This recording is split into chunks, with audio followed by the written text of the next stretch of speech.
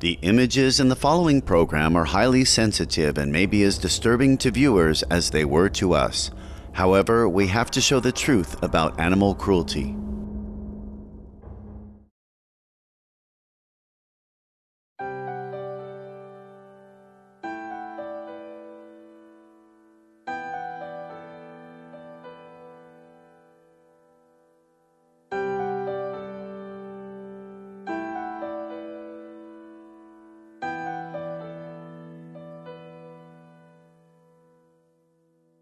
Kind viewers, welcome to another episode of Stop Animal Cruelty on Supreme Master Television.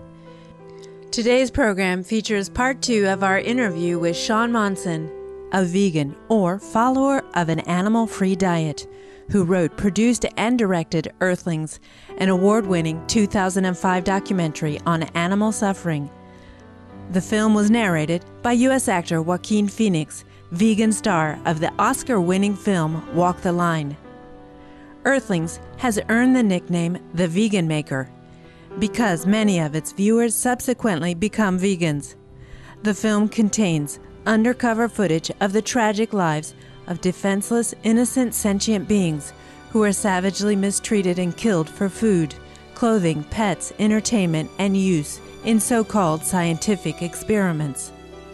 Earthlings has received numerous honors, including the Pragi Award, given by People for the Ethical Treatment of Animals, a U.S.-based animal welfare organization, and the Best Documentary Award in the Animal Advocacy category at the International Artivist Film Festival, an event held annually in California, USA.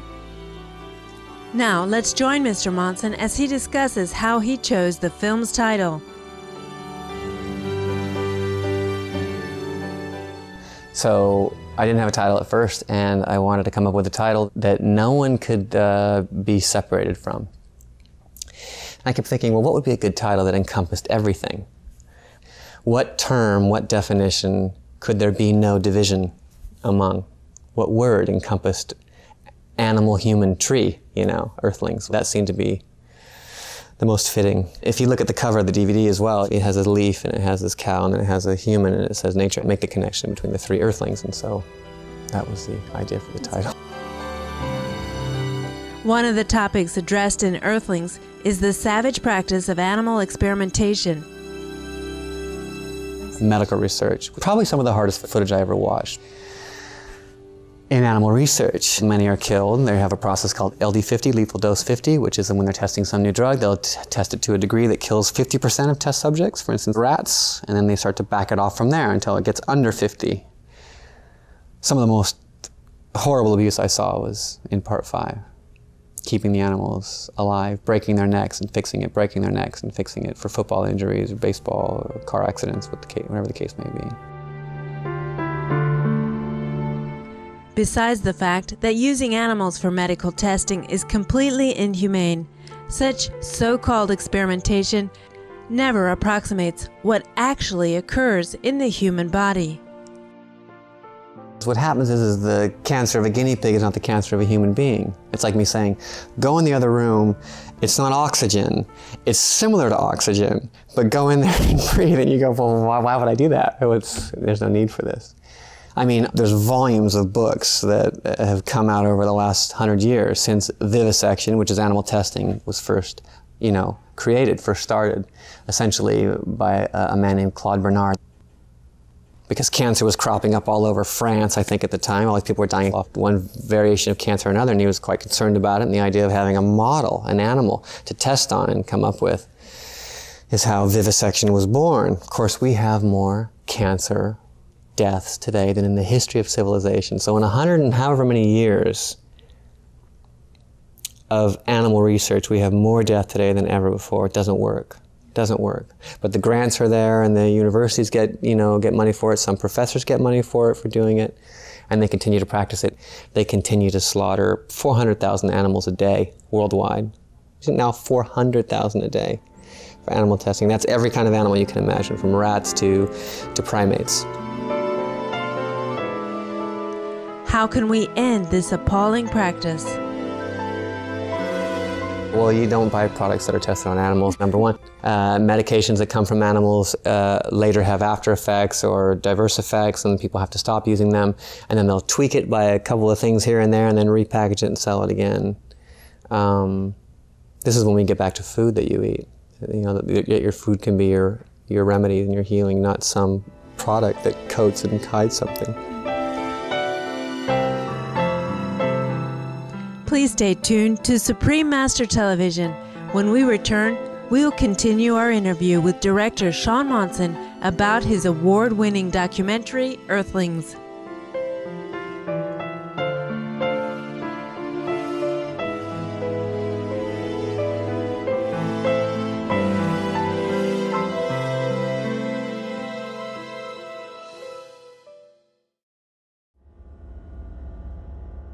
The images in the following program are highly sensitive and may be as disturbing to viewers as they were to us.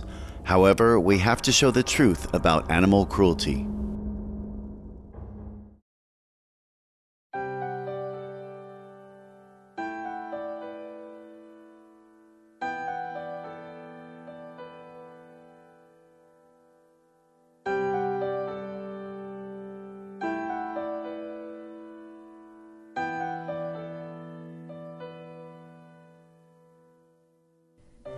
This is the Stop Animal Cruelty series on Supreme Master Television.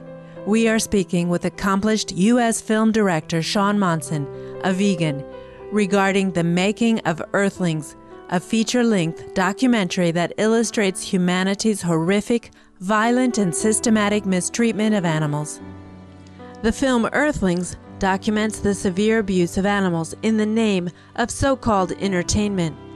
Mr. Monson next explains the atrocities perpetrated against our fellow beings in this industry.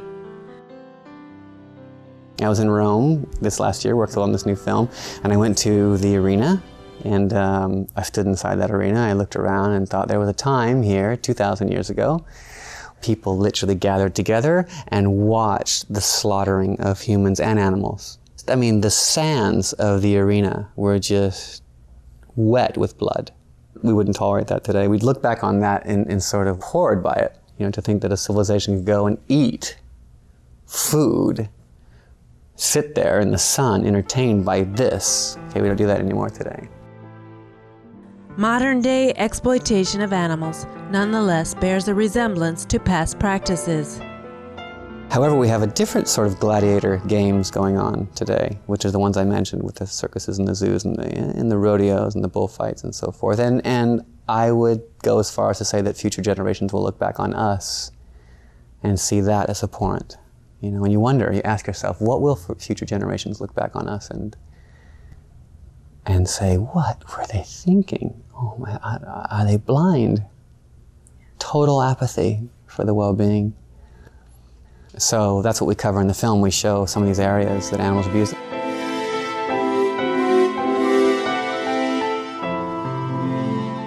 Zoos are also exploitative of animals. The zoos, people say, well, the zoos is educational, that the animals are safe, they're better than in the wild. And I always think, better than in the wild, I mean, the deer isn't really looking for an air-conditioned condo. You know, the wild is home to the deer, you know. So when you say better than in the wild, you're talking about yourself. You're not talking about the animal. The animal naturally lives in the wild. So this is a whole new forced, enclosed space. And they have their problems there as well. They're under the domain of humans. They're fed the diets that humans determine is best for them, and they are isolated and they suffer and they die, as we see a lot with the elephants, for instance.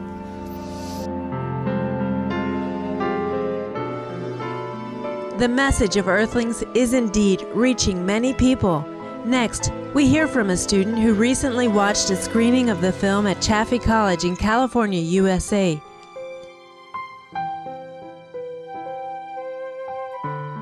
I learned that some of the animals that people pretended were treated right actually weren't, because I thought, for the circus, for example, I thought that they were treated normally, but then turns out they're not. In 2005, a staggering 55 billion land animals were raised in barbaric conditions on factory farms and then heartlessly killed for human consumption. Earthlings deals directly with these brutal realities of animal agriculture, so as to make viewers aware of their power to stop animal cruelty by adopting a diet free of animal products. Let's find out how Shaun Monson made the switch to a compassionate vegan lifestyle. I started just giving up red meat, giving up meat. I still ate fish and some dairy, and then I stopped eating fish and then stopped eating dairy. And then, of course, to be a vegan, it's not just food you consume, it's products that you wear, so it's clothing, leather, and animal products that might be in cleaning products in your home, that sort of thing. So you just become mindful more and more of that, and you make a choice. It's like every time you spend $1, you essentially cast a vote. So you just choose, well, I'm not going to vote for that anymore. That's the power the consumer always has every day. Mr. Monson explains the spiritual aspects of protecting animals' lives. The first law of spirituality is compassion. So do I feel better about it? Yes, because I just happen to be sensitive to animals and I want to eat them, or wear them, or be entertained by them, or use them for cleaning products, etc. On July 26, 2008, Shaun Monson attended the Climate Change International Conference in Los Angeles, California, USA, organized by the Supreme Master Ching Hai International Association and moderated by Emmy Award-winning U.S. television news journalist Jane Velez Mitchell. The guest of honor was Supreme Master Ching Hai, who participated via live video conference. Here is what Mr. Monson had to say about his experiences at the event. That was fascinating. I was there all day listening to the different speakers, and it was particularly interesting because they focused so much on the vegetarian impact of climate change, and oftentimes you hear so many other factors about what causes climate change. But here was an entire day of just in regards to a vegetarian lifestyle and how that affects it. Even though I researched a lot and read quite a bit on this, I was taking notes constantly, new things I'd never heard before. These speakers were wonderful. It was really informative. I was happy to be a part of this. We would like to extend our deepest appreciation to Mr. Shaun Monson for the time he shared with us and for his devoted efforts to prevent the suffering of our animal co-inhabitants. Hi, my name is Shaun Monson, and I am the director of the film Earthlings, and I'm here to say, please be veg, go green, and save the planet. Thank you.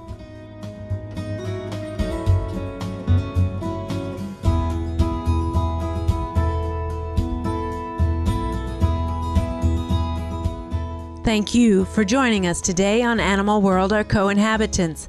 Coming up next is enlightening entertainment after noteworthy news. May all our animal friends know contentment and love.